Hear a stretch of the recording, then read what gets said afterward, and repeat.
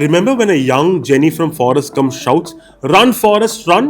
as the younger version of Tom Hanks' titular character runs his way out of crutches and faces the world with a positivity and empathy that was infectious yet inimitable?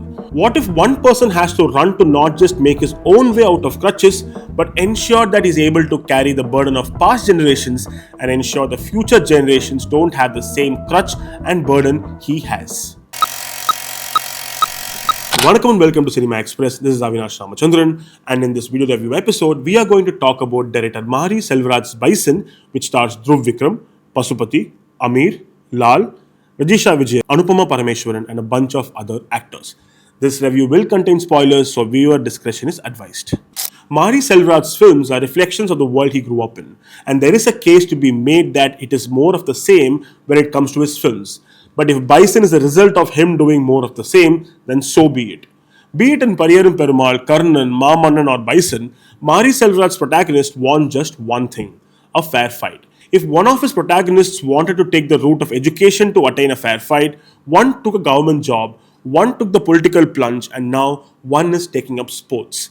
And it is telling of a society that, irrespective of the route his protagonists take, the big, ugly head of caste and oppression finds its way to dig its venomous fangs into this progress. And in Bison, Dhruv Vikram's Kitta isn't Mahari's usual "let me take up the cudgels and fight" kind of a protagonist. He is the consequence, the aftermath of a society soaked in bloody violence, mindless revenge, and senseless oppression. He is caught in the crosshairs like many others who are unable to make a move out of this mess. And emphatically, he is also the one person who breaks out of the shackles and ensures that no one coming down the same path is tied to chains of societal oppression ever again. Bison is as much the story of Kitta as it is about his father, played by the terrific Pasupathy. He holds the entire film together with so much ease that it is criminally good.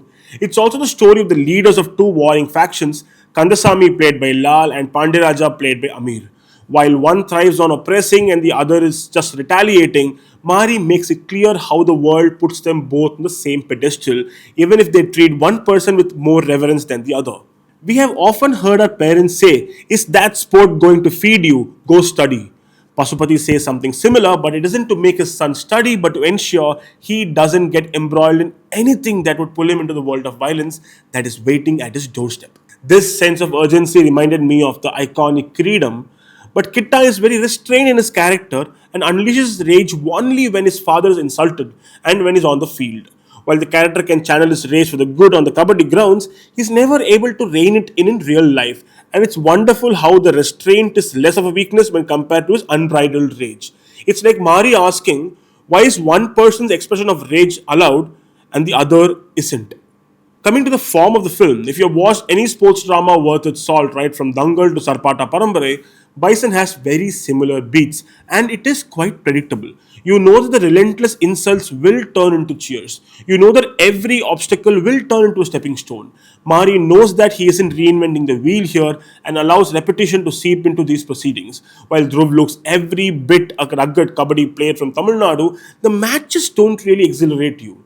Of course, that might not be the intention, but none of the matches have really high stakes, and that doesn't sit right with me.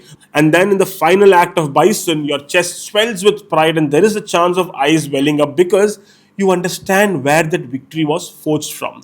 And that is where Mahari's focus lies. He wants to show you what it takes for someone like Kittan to make it to the grandest stage and how nothing comes easy for them.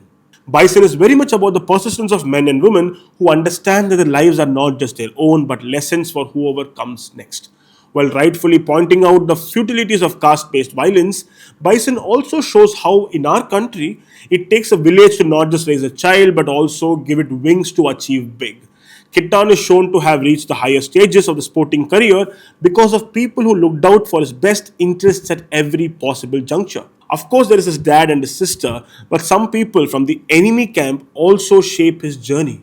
There is the well-meaning PT teacher, a wonderful Aravi Madan, who fights with his own and even Pasupathy to give Kittan the best possible platform. There is a Tamil Nadu-based captain of the national team, a good-natured selector, and his daughter who manages to be Kittan's step ladder to great things.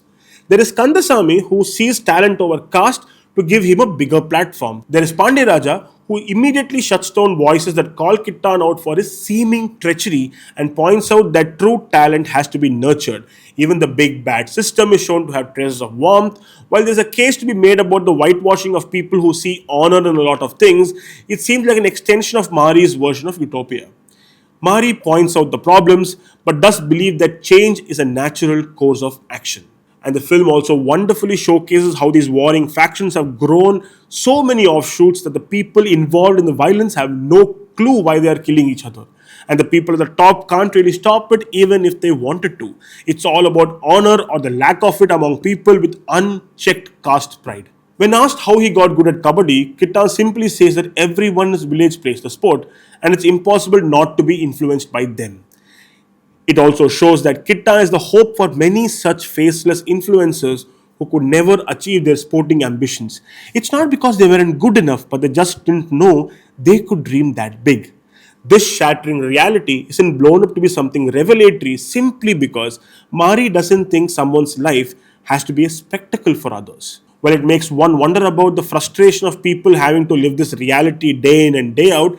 There is something amiss in the cinematic translation of this cyclical struggle. It also doesn't help that Kittan's romance portions with Rani, played by Anupama Parameshwaran, squanders its promise and acts as a major distraction and very little else. So, we take time to finally warm up to Dhruv, and Kittan's rage-filled outburst towards the end is where the actor comes to the party.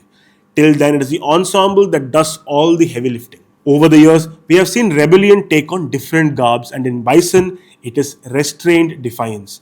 The film is Mari Selvaraj's most violent to date, and it's beautiful how the gore and bloodshed aren't at the hands of the protagonist, but everywhere around him. It is a terrific exploration of the aftermath of violence and its unsettling consequences in the minds of the young and easily influenced.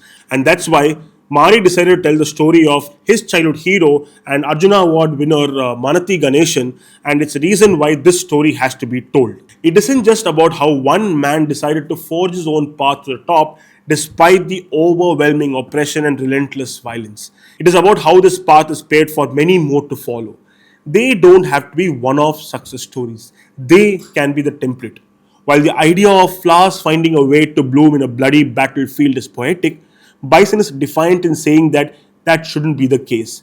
And more importantly, even if you aren't talented enough or destined to do great things that make you a beacon of hope or a harbinger of justice, you must still be allowed to live a life that doesn't put a price on the simplest of things: breathing.